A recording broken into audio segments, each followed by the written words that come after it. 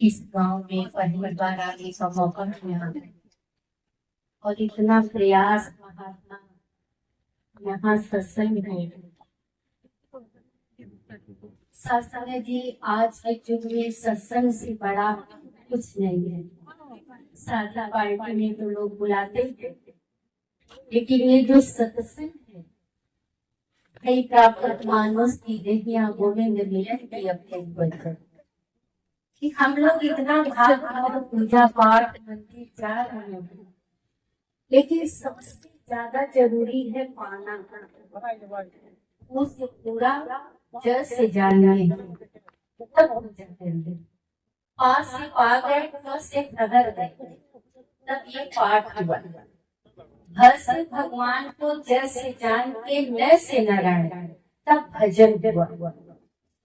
अब ये धन निरंकार जी घर से धरती न अब इस बीज के निरंकार रस से रमा हुआ है। कर से काया रहित है, उसी को सुबह सुबह सारे महात्मा एक दूसरे से जब मिलते हैं धन निरंकार जी कि हे परम पिता परमात्मा आप धन्य हैं और आपके ही गोद में मैं बैठा हूँ। पूजा करने सब लोग जाते हैं मंदिर में तो देवी का चरण ही छूते हैं, देवी से आशीर्वाद मांगते हैं। लेकिन आज सबसे बड़ी देवी कौन है? कलयुग केवल नाम आधारा, सुमिर सुमिर नर उतरे पारा। कलयुग में सुमरन ही सबसे बड़ा ज्ञान है। और सुमिरन कौन कर पाएगा? कि जो परमात्मा को देखेगा। किसी बच्चे से कहा जाए ये फोटो है और यही तुम्हारे पति है, तो श्रृंगार कितना भी कर ले, लेकिन फोटो से तो प्यार नहीं होगा। श्रृंगार कर ले, फोटो के सामने बैठी हो तो उसे पति नहीं मिलेगा। पति का सुख कब मिलेगा? कि जब वो साकार में अपने पति से मिलेंगे तब उसे पति का सुख मिलेगा। इसी तरह से मंदिर में जाने बुराई नहीं है, लेकिन जो मंदिर के किताबों में ग्रंथों में लिखा है निरंकार है ज्योति तुम्हारी तीन लोक प्रयोग किया जाए, तुम पूर्ण परमात्मा तुम अंतर्यामी। लिखा क्या है इसे समझे। जब हम इस चीज को समझेंगे तब हमारी भक्ति पूरी होगी। सीता जी ने पूजा करने जब गई माता गौरी के पास, जब प्रभु रामचंद्र जी को देखा तो मोहित हो गई, तो बोली मेरा ये कौन काम पूरा करेगा? तो अपने माँ से पूछती है, माँ ने कहा जाओ गौरी का पूजा करो। अब जब वो पार्वती जी के पास मंदिर में पहुंचती है तो हाथ विनती करती है कि माँ आप प्रकट होइए, मुझे कुछ दीजिए। तब वहां गौरी प्रकट होती है, सुन सिय सत्य आशीष हमारी और पूजे मन कामना तुम्हारी। क्योंकि प्रकट हो करके बोली, आप प्रकट नहीं बोल पाए। उसी तरह से पूजा का मतलब समझिए। ये निरंकारी मिशन, मानवता का मिशन, आध्यात्मिक विचारधारा का यहाँ कोई लेटर नहीं दिया होगा। प्यार से इतने दूर दूर से महात्मा आए हैं और सारे लोग बुलाए हैं। एक भाई अपने बहन पे प्यार में सत्संग इतने संत को इकट्ठा किया। कहते हैं दूध पूत लक्ष्मी पापिन के गुण, तुलसी सन्नत हरि कथा कोटिन दुर्लभ। ये सत्संग की महिमा बहुत बड़ी है और ये सत्संग सबको नसीब नहीं होता था। सत्संग कहते हैं उसी को नसीब होगा कि जो सत्य के संग जुड़ेगा। यहाँ जब आप आते हैं तो सीधी लाइन में बैठाते हैं और सीधी बात बताते हैं, वो परमात्मा से जोड़ते हैं, उसी को सत्संग कहते हैं। अब अगर आपसे कोई कहे बुखार है, किताब में दवा लिखा है, आप पढ़ते जाइए तो बुखार नहीं ठीक होगा, दवा खाना पड़ेगा। उसी तरह से कितना भी पूजा पाठ करिए, लेकिन तभी परमात्मा मिलेगा जब गुरु मिलेगा। और वो गुरु की गुरु करो दस वाचा, जब तक मिले न साचा। गुरु से राम रसायन तोहरे पासा, सदा रहो रघुपत के दासा। हनुमान जी ने कहा कि राम रसायन इन्हीं के पास है और गुरु के हम दास बन के रहे। लेकिन अब ज्ञान लेने के बाद ये जो इतने महात्मा आप हुआ करके इतना गवाही दे रहे हैं कि मुझको राम मिला है, आप भी राम को पहचान लो। आओ आओ मेरे बच्चों, बैठो सदगुरु के दरबार में बैठो और इस सत्य की जानकारी करो। भाई प्राप्त मानुष की देहिया, गोविंद मिलन की अब तेरी बनिया। कि तुझे परमात्मा से जानकारी करके तेरे आंखों के नजदीक क्या करता। तू जो चल रहा फिर रहा उठ बैठ रहा है, आप प्रभु राम जी को मानते हैं, लेकिन राम जी ने गुरु किया क्या? बस इससे पूछे। दरवाजा खटखटाते हैं, अंदर से आवाज आती है, कौन? प्रभु मर्यादा पुरुषोत्तम राम ने कहा यही तो जानने आया कि मनुष्य जन्म नहीं है, साथ पैदा हुआ, आज मुंडन होगा, जनेऊ होगा, शादी होगा, ब्याह होगा, बच्चा होगा, फिर वो अपने दिनचर्या में जीवन खत्म। लेकिन जिंदगी के तलाश में मौत के कितने पास आ गए। जब ये सोचा तो घबरा गए, कहाँ से कहाँ गए। कि जब माता के गर्भ में था तो अरदास कर रहा था कि हे परमात्मा बाहर कर। कितना कष्ट होता है इस मल मूत्र में, उल्टा आप लटके होते हैं और इसमें आप इबादत करते हैं तो भगवान कहते नहीं, तो फिर जाके चालाकी करेगा, वही इधर उधर की बातें करेगा, तू मुझे तो देख ही नहीं पाएगा। कहते नहीं प्रभु बाहर करिए, विनती करता है। अब आप महसूस करिए कि एक कोठरी में आपको बंद किया जाए, उसमें मल मूत्र पानी न मिले, हवा न मिले, एहसास। सदगुरु ने कहा आत्म मंथन, मंथन करो, कितनी पीड़ा होगी उस रूम में, कितना कष्ट। और जब जन्म लेता है बच्चा, माँ से ज्यादा कष्ट बच्चे को होता है। महसूस करो तो रोआ दहल जाता है। ये बादशाह आपको मिलना ही जरूरी है, नहीं तो आना जाना तो लगा है, ठहरना ही नहीं हो रहा। तब कहते ठीक है मैं तुझको बाहर करूंगा, तू मेरा भजन करेगा। जन्म लेते ही कहाँ कहाँ कहाँ और माया में भूलते चला गया और फिर लास्ट में आ गया बिस्तर पे। तब कह रहा है कि जिंदगी के तलाश में मौत के कितने पास आ गए। जब ये सोचा तो घबरा गए, अब कहाँ से, अब तो पाँव नहीं चल रहा, हाथ नहीं चल रहा, आंख नहीं देख रहा, अब कैसे भगवान को पाएंगे। इसीलिए निरंकारी मिशन जगह जगह मैप लगा करके कि हे मानव, मानव की कदर करो, दिल से मानवता उठे, पूजा करो, पाठ करो, महसूस करो कि हम पूजा कर रहे हैं। भगवान एक बार बैठे थे तो एक बहुत सुंदर कलाकार भगवान के पास पहुंचा। कहा भगवान हंस रहा था कलाकार। भगवान ने कहा क्यों हंस रहे हो?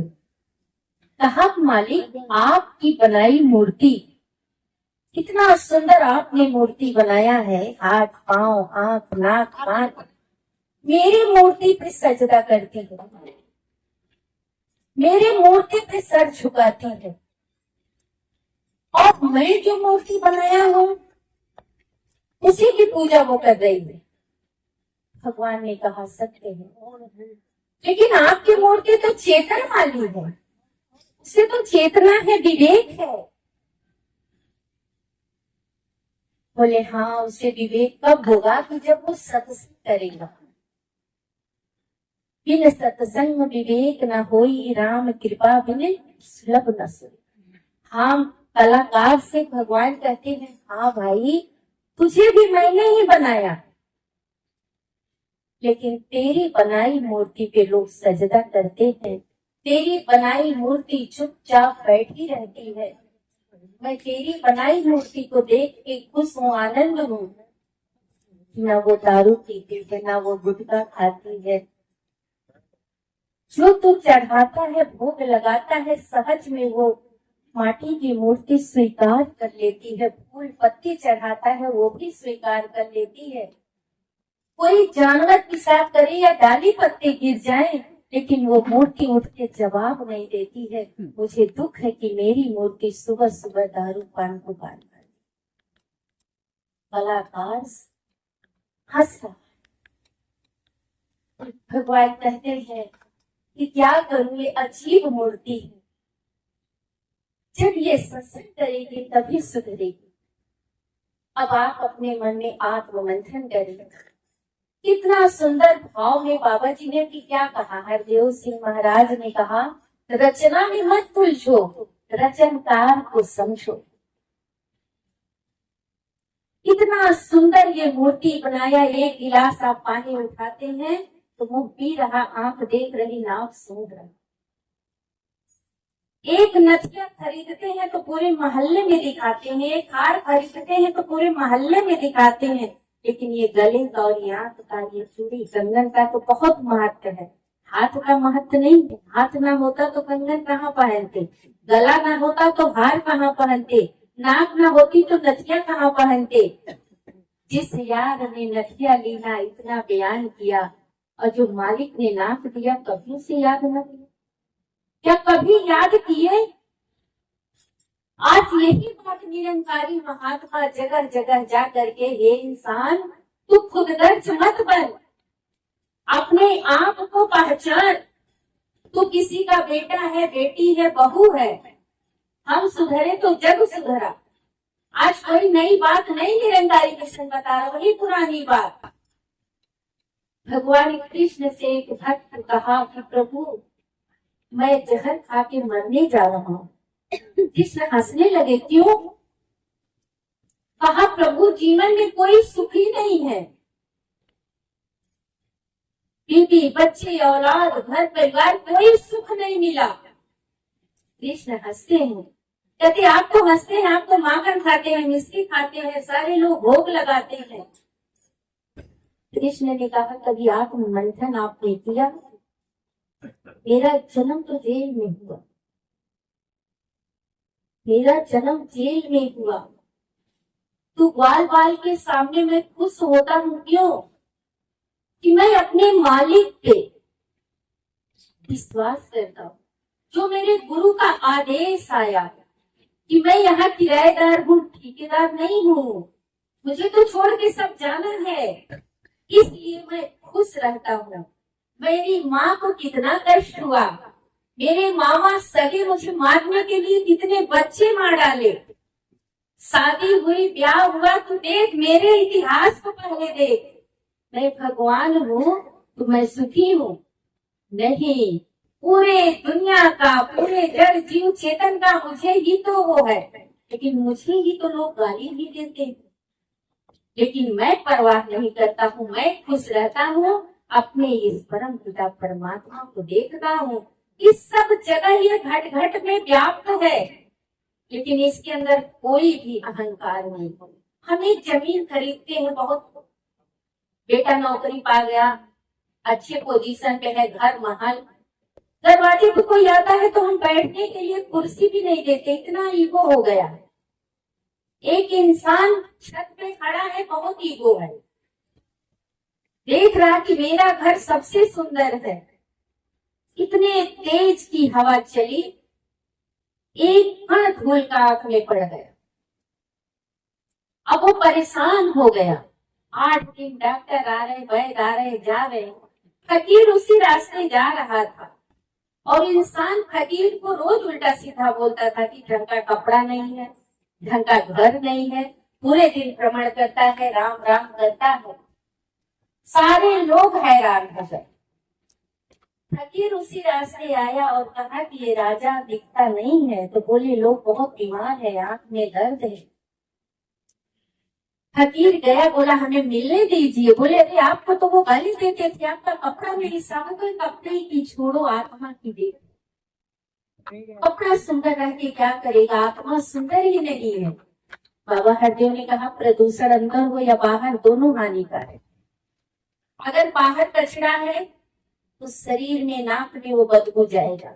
अगर अंदर काम क्रोध लोभ मोह अहंकार है तो शरीर को जला रहा है। चिंता नहीं चिंतन करो।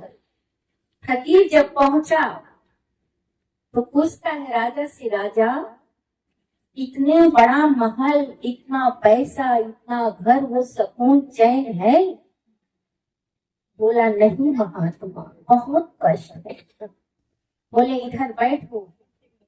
वो बैठा, आंख को फकीर ने फूका और कपड़े उसी गंदे कपड़े से वो ऐसे धीरे से किया, कंकड़ निकल गया और शांति राहत हो गई। बोला अरे महात्मा आपने क्या किया? बोला मैं उसी रास्ते जा रहा था, तू अपने इस मकान, इस घर, इस जमीन पे गुरूर था, इस कपड़े पे गुरूर था, लेकिन क्या वो कपड़ा, वो दौलत, वो धन तुझे खुश कर पाया? पीड़ा से तू ग्राह रहा था, सुख तुझे तब मिला कि जब एक छोटा सा कंकड़ आंख से निकल गया। सत्संग जी राजा फकीर के चरणों पे गिर गया। बोला मुझे क्षमा करिए, ये धन दौलत पता चला कि जब शरीर तुलसी धन धान शरीरी ले नाता। जो ही प्राण निकला घर के बाहर, कितना बैंक बैलेंस है कोई नहीं पता चलेगा, कितना कपड़ा है, कितना जेवर है, सब बाहर कर दिए और ले जाके श्मशान पे जला दिए। फिर गुरूर किस चीज का, किस चीज का अहंकार है? आओ सत्संग, ऐसा प्यार, ऐसा दुलार करो कि मानो मानो के करीब आए। रामचरित मानस को पढ़ते हैं लेकिन कभी राम के बारे में नहीं सोचे। कोई ताना मार देता है तो हम गुस्सा हो जाते हैं, कोई कटु वचन बोल देता है तो हम गुस्सा हो जाते हैं, लड़ने के लिए तैयार हो जाते हैं। लेकिन प्रभु राम को रामायण पढ़ने से नहीं मतलब है। आप लोग पढ़ रहे हैं, लोग कहते निरंकारी वाले भगवान को नहीं मानते। क्यों नहीं मानते? प्रभु राम ने तो शेरी के घर बैर खाया, ये लोग भी तो जात नहीं देखते, सबके घर जाते हैं, सबके घर खाते हैं, प्यार से खिलाते हैं। प्रभु राम ने कोई सकल सूरत नहीं देखा, 14 साल जाकर के अलग जगाया, माँ का आदेश का पालन किया, पिता के आदेश का पालन किया। अब रामचरित को पढ़ने वाले, सुंदर कांड को पढ़ने वाले, मन पे हाथ रख के आत्म मंथन करना कि मैं अपने पिता की बात मान रहा हूँ, अपने माँ की बात को मान रहा हूँ। संतोषी माँ का पूजा, दुर्गा माँ का पूजा, काली माँ का पूजा, पूजा करने बुराई नहीं है, धर्म को धारण करना सीखो। जो पैगंबरों ने किया वो करो। अगर पैगंबर का करना ही नहीं है तो हम पढ़ने से तो भगवान को नहीं प्राप्त हो जाएंगे। भगवान राम जब वनवास गए तो एक बालक थे, भगवान राम थे कि ये कर्म तब मिली बढ़ाई, राम कहाए पैगंबर। मर्यादा पुरुषोत्तम राम बन के वापस आए जब 14 साल के वापस आए। माँ पढ़ने के लिए भेजी है विदेश में, बच्चा पिक्चर देख रहा है, क्या वो बच्चा पास होगा? माँ बच्चों को कितनी मेहनत बाप करके बच्चों को पढ़ाने के लिए भेज रहा है, लेकिन अगर बच्चा नहीं पढ़ेगा तो क्या नौकरी मिलेगी? लेकिन जो बच्चा रात दिन मेहनत किया, कपड़ा जूता चप्पल फैशन नहीं देखा, जिस दिन वर्दी या कोई डिग्री मिलती है तो पूरा गांव उस बच्चे को सम्मान करता है, पूरी कायनात सम्मान करती है। जब हम मेहनत करेंगे तब सत्संग जी हमारा सफलता मिलता है। तो आओ सत्संग जी, प्यार साथ में प्यार हम अपना, बेटी है, बहू है, देवरानी जेठानी है। सीता जी को आप लोग मानते हैं, निरंकारी मिशन को बहुत लोग नहीं जानते होंगे, लेकिन जो जान रहे हैं माता बुद्धवंती को, कुलवंत कौर को, सविंदर को, सुदीक्षा माता को, उनका त्याग तो सारे लोग इतिहास देख रहे हैं। लेकिन जो नहीं जानते हैं तो माता सीता को तो सारे लोग, रामायण तो सभी लोग पढ़ रहे हैं, देख रहे हैं टीवी पे, सीरियल में। लेकिन क्या जो धर्म सीता ने निभाया, उर्मिला ने निभाया, मांडवी, क्या हमारे मनों में वो प्रेम है? क्या मेरे पति को मेरी माँ ने वनवास दे दिया? क्या वापस आने के बाद हमारे अंदर वो प्रेम है? बात नहीं बर्दाश्त हो रहा, कहते कि हम रामचरितमानस पढ़ते। मर्यादा पुरुषोत्तम राम को वनवास मिला, कोई लेकिन चुकी नहीं किए, सहज में बात को स्वीकार कर लिए। अब आत्ममंथन, उस रामायण को पढ़ो तो आत्ममंथन करो। ऐसे नहीं कि रटन विद्या है 10,000 लिए रामायण बाँचे और चल दिए, नहीं। उसे सोचो बैठ करके कि राम का त्याग कितना था, कि अभी तो पढ़ाई पूरी हुई, धनुष विद्या में चले गए, वहां सीता से शादी हुई, वापस आए, वनवास हो गया, अभी राजा बनने वाले की बात रातों रात बदल गई। पढ़ो तो आंखों से आंसू गिरेगा। और मर्यादा पुरुषोत्तम राम जब 14 साल वनवास काट के आए तो फिर सीता का त्याग करना पड़ा। पेट में गर्भवती थी सीता उस समय, फिर त्याग करते। मर्यादा पुरुषोत्तम राम शांत थे, कोई उथल पथल नहीं। लेकिन हम उस रामचरित को मानते हैं, पढ़ते हैं, क्या भाई भाई में विवाद है? धन जमीन के लिए विवाद कर रहे हैं, कई सालों से मुकदमा चल रहा है, तो रामचरितमानस पढ़ने से फायदा है? रघुकुल रिंग सदा चली आई, प्राण जाए पर वचन न जाए। देवरानी जेठानी जो सीता के अंदर भाव था, सीता वन में है राम की सेवा में, लक्ष्मण भाई साथ में सेवा में है, सो नहीं रहे हैं। लेकिन क्या हम देवरानी जेठानी वो भाव से हैं? पूजा तब सार्थक होगा कि जब मेरे मन में पूरा परिवार के प्रति प्यार हो, रिश्तों की हो कदर, जहाँ पे महके दिलों में प्यार, ये है घर संसार।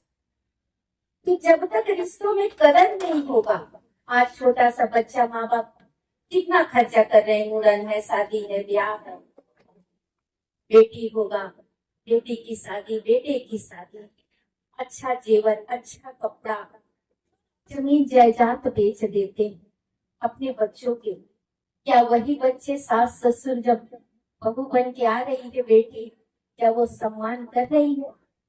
बूढ़े बाप का चश्मा चाहिए कि दवा चाहिए, कि माँ को दवा की जरूरत है? आज निरंकारी मिशन यही संदेश दे रहा कि मेरे बच्चों, ये मानो, जो तू तकरार में जीवन बिता रहा, प्यार से बिता। साल में अपने माँ बाप का कदर करना सीख, कि जो माँ तुझे खाने के लिए, पढ़ने के लिए रात भर दिन भर एक कर दे, वही माँ आज बिस्तर पे रो रही है। वही पिता घरों में जुल्मों सितम का सिलसिला दुनिया में चल रहा है, घर के चिराग से ही घर जल रहा है। आज जिस बच्चे, जिस औलाद के लिए इतना चोरी बेईमानी मत करना, दूध में पानी मत डालना, कोई बेईमानी मत करना, क्योंकि साथ कोई नहीं जाएगा। रामचरितमानस को लिखने वाले वाल्मीकि जी, अंगुलमार डाकू, जब भगवान ने कहा इतना अत्याचार कर रहा है तो इसे तो रामायण लिखना है। भगवान जब भेष बना के पहुंचे, बोले तुम क्यों लूटपाट कर रहे हो, किसके लिए कर रहे हो? कहता अपने बच्चों के लिए, परिवार के लिए। बोले क्या तुम्हारे साथ कोई जाएगा? कहीं क्यों नहीं जाएगा? कहा जाओ पूछ के आओ। कहा अरे इतना धन लिए हो, चले जाओगे? कहा धन नहीं, मुझे बांध दो पेड़ से। भगवान ने कहा, वाल्मीकि ने बांध दिया। और जब गया घर पे अपने माँ से कहता है कि माँ, मैं ये जो रोटी खाना आपके लिए व्यवस्था करता हूँ, तो क्या मेरा जो भोग होगा वो भोगना पड़ेगा, तो तू साथ देगी? कहीं मैं क्यों साथ दूंगी, तुम्हारा कर्म था, मैंने जन्म दे दिया, अब तुम्हारा कर्म है पालन पोषण, अच्छाई से करती होगी, बुराई मैं नहीं साथ दूंगी। पिता से, पुत्र से, सबने जवाब दिया। पत्नी से कहा, पत्नी ने कहा कि मेरा हाथ जल रहा है, झलका पड़ा है, दर्द मुझे हो रहा, क्या तुम्हें दर्द होगा, महसूस करो। वही वाल्मीकि को ज्ञान हो गया। कहा जो मैं इतना कहा, तुम्हारा कर्म है, पति हो, तुम्हारा कर्म है कमा के लाना, लेकिन भोग भोगोगे तुम्हारी जिम्मेदारी है, मेरी जिम्मेदारी नहीं है।